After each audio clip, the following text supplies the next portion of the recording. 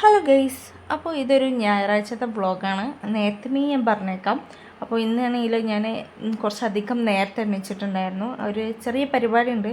അപ്പോൾ എല്ലാവരും ഈ സമയത്തൊക്കെ കുറച്ച് നേരം വൈകിട്ടാണ് എണീക്കാറ്. ഞാൻ സ്വാഭാവികമായിട്ടും ലേറ്റായിട്ടാണ് എണീക്കാറ്. അല്ലാത്ത ദിവസങ്ങളിൽ സ്കൂളും ഒക്കെ ഉള്ളതുകൊണ്ട് തന്നെ നേരം വൈകിട്ടാണ് എണീക്കുക. ഇപ്പം ഇന്നാണെങ്കിലോ അതും കഴിഞ്ഞിട്ടുണ്ടായിരുന്നില്ല. വേഗം നേരത്തെ എണീച്ചിട്ടുണ്ടായിരുന്നു. എൻ്റെ കൂടെ എന്നെക്കാട്ടി നേരത്തെ എണീച്ച വേറെ ഒരാളെ ഞാൻ കാണിച്ചു തരാം. ഇന്നാണെങ്കിലോ ഇന്നാരോ മുൻകൂട്ടി അവളോട് പറഞ്ഞ മാതിരി അവള് സുബൈക്ക് എണീച്ച് കളിക്കാൻ തുടങ്ങിയതാണ്. അവളിങ്ങനെ കളിക്കുമ്പം തന്നെ എനിക്ക് ഉറങ്ങാൻ മര്യാദക്ക് കഴിയൂല. കാരണം അവളിങ്ങനെ നമ്മളെ മേത്ത് കയറിയിട്ടായിരിക്കുമല്ലോ കളിക്കൽ. അപ്പോൾ ആ ഉറക്കം അങ്ങനെ പോയിട്ടുണ്ടായിരുന്നു. അപ്പോൾ ഞാൻ ഇന്ന് വിചാരിച്ചത് ഒരു പുട്ടുപൊടി കൊണ്ട് ഒരു ദോശ ഉണ്ടാക്കാമെന്ന് വിചാരിച്ചിട്ടാണ്. ഫസ്റ്റ് അറ്റംപ്റ്റ് ആണ്, പക്ഷേ അത് സക്സസ്ഫുള്ളി കംപ്ലീറ്റ് ആയിട്ടുണ്ടായിരുന്നു. സത്യം പറയുകയാണെങ്കിൽ നല്ല രസമുണ്ടടാ. ആദ്യമേ അറിഞ്ഞിരുന്നെങ്കിൽ ഞാൻ എപ്പോഴേ ഉണ്ടാക്കിയേനെ. അതിൻ്റെ ഇടയിൽ ഞാൻ തലേന്നേ കഴുകി വെച്ച പാത്രങ്ങൾ എടുത്തു വെക്കുന്ന കാഴ്ചയാണ് നിങ്ങൾ കണ്ടുകൊണ്ടിരിക്കുന്നത്. ഞാൻ തലേന്നേ പാത്രമൊക്കെ കഴുകി സെറ്റാക്കി അവിടെ വെക്കും. എന്നിട്ട് വെള്ളം പാർന്നു കഴിഞ്ഞാൽ അത് ഞാൻ എടുത്തു വെക്കാറാണ് പതിവ്. ആ കഴിയോടൊക്കെ തന്നെ ആ ഭാഗമൊക്കെ തുടച്ച് അവിടെ നല്ല ക്ലിയർ ആക്കി വെക്കാറുണ്ട്. എനിക്ക് ആ ഭാഗം ഇടയ്ക്കിടയ്ക്ക് ഇങ്ങനെ തുണി കൊണ്ട് തുടച്ചില്ലെങ്കിൽ എന്തോ മാതിരിയാണ്. ദോശ ഉണ്ടാക്കുന്നത് ഞാൻ ഏതൊരു യൂട്യൂബ് ചാനലിൽ കണ്ടതാണ്. അപ്പോൾ ഞാനും വിചാരിച്ചു ഇന്ന് ഏതായാലും ഞായറാഴ്ചയാണ്, കുറച്ചധികം തിരക്ക് പിടിച്ചൊരു സമയമാണല്ലോ ഈ രാവിലെ എന്ന് പറയുന്നത്. അപ്പോൾ ഒന്ന് ട്രൈ ചെയ്യാമെന്ന് വിചാരിച്ചിട്ടാണ് ഞാൻ ഇത് ചെയ്തത്. ഈ ദോശ ചുടുമ്പം തന്നെ മെയിനായിട്ട് ശ്രദ്ധിക്കേണ്ടത് ചൂടോടൊക്കെ കഴിക്കാൻ വേണ്ടി ശ്രദ്ധിക്കുക. തണുത്താറിക്കഴിഞ്ഞാൽ എന്തോ ഒരു മരോട് മാതിരി കിടക്കും. ചൂടോടൊക്കെ കഴിക്കുമ്പോൾ നല്ല ടേസ്റ്റായിട്ട് നമുക്ക് കഴിക്കാനും തോന്നും. പക്ഷേ എന്താണ് ഇതിൽ ഈ കറീൻ്റെ ഒരു ആവശ്യം എനിക്ക് തോന്നാറില്ല. ഫുഡൊക്കെ ഉണ്ടാക്കി കഴിഞ്ഞതിന് ശേഷം പിന്നെ ഒരു ഓട്ടപ്പാച്ചിലായിരുന്നു. അത് എങ്ങനെ എവിടെ എത്തിയെന്ന് പോലും എനിക്കറിയത്തില്ല. പിന്നെ ഞാൻ റെസ്റ്റ് എടുക്കുന്നത് ഈ കാറിൽ വെച്ചിട്ടാണ്. സത്യം പറഞ്ഞാൽ എനിക്ക് ഒരുപാട് വീഡിയോസും കാര്യങ്ങളൊക്കെ എടുക്കണം എന്നൊക്കെ ഉണ്ടായിരുന്നു. പക്ഷെ എനിക്ക് ഒന്നിനും ഒരു സമയം തികഞ്ഞിട്ടില്ല എന്ന് തന്നെ പറയാം. മക്കളെ മാറ്റിക്കലും അവർക്ക് ഫുഡ് കൊടുക്കലും നമ്മൾ ഫുഡ് കഴിക്കലും ആകെ ഒരു അൽക്കുലത്ത് പരിപാടി തന്നെ ആയിരുന്നു പറയാം. പോകുന്ന വഴിയാണെങ്കിലോ നല്ല അടിപൊളി കാഴ്ചകൾ, നല്ല എന്താ പറയുക, പ്രകൃതി രമണീയമായിട്ടുള്ള എന്നൊക്കെ പറയില്ലേ, നമ്മൾ വർണ്ണിക്കാൻ പറ്റാത്തൊരു കാര്യങ്ങൾ, അതേപോലെ നല്ല അടിപൊളി കാഴ്ചകളൊക്കെ കണ്ടിട്ടായിരുന്നു പോയത്. ഞാൻ വിചാരിച്ച ഇന്ന് നല്ല മഴയായിരിക്കും എന്നാണ്. 2 ദിവസമായിട്ട് ഇപ്പോൾ നല്ല വെയിൽ കിട്ടിയതുകൊണ്ട് നല്ല ഭാഗ്യത്തിൽ അവിടെ ഒരു മഴ കൊള്ളാത്ത രീതിയിലെത്തി. ഇവിടെ നിന്നാണെങ്കിൽ 2 മണിക്കൂറിൻ്റെ യാത്ര ഉണ്ടാവും.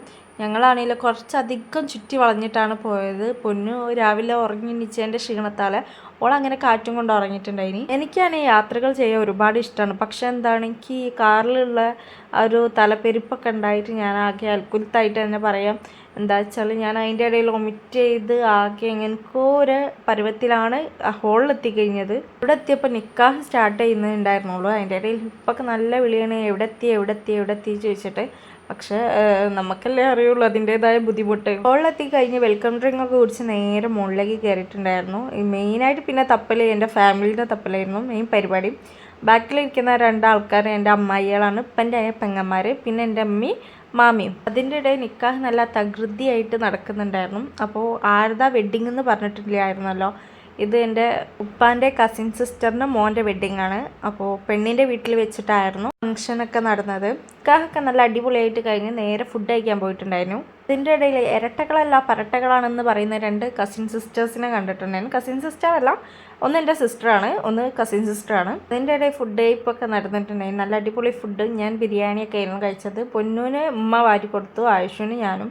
അവൾ എൻ്റെ അടുത്ത് ഇരുന്നാലേ എനിക്ക് ഫുഡ് അവൾക്ക് കൊടുക്കാൻ പറ്റുള്ളൂ. ഫുഡ് കഴിപ്പൊക്കെ കഴിഞ്ഞ് കഴിഞ്ഞപ്പോൾ നേരെ ഐസ്ക്രീം കഴിക്കാനാണ് പോയത്. ആയുഷാണെങ്കിൽ നല്ല ഐസ്ക്രീം കഴിക്കുന്നുണ്ട്. അള്ളാഹ്ക്കറിയാം നാളെ ചുമ പിടിച്ച് വീട്ടിലിരിക്കുകയെന്ന്. അതിൻ്റെ ഇടയിൽ വേറൊരു സാധനമുണ്ട്, നല്ല ടേസ്റ്റ് ഉണ്ടെന്ന് പറഞ്ഞിട്ട് ഞാനത് അങ്ങനെ ഓവറായിട്ട് കഴിച്ചിട്ടൊന്നും ഉണ്ടായിരുന്നില്ല. ഫുഡ് അടി പരിപാടികളൊക്കെ കഴിഞ്ഞ് നേരെ മുകളിലേക്ക് പോയപ്പോഴത്തേക്കും ബ്രൈഡിൻ്റെ എൻട്രി ആയിരുന്നു. ബ്രൈഡാണെങ്കിൽ നല്ല മുഞ്ചത്തി കുട്ടിയായിട്ടാണ് വന്നത്.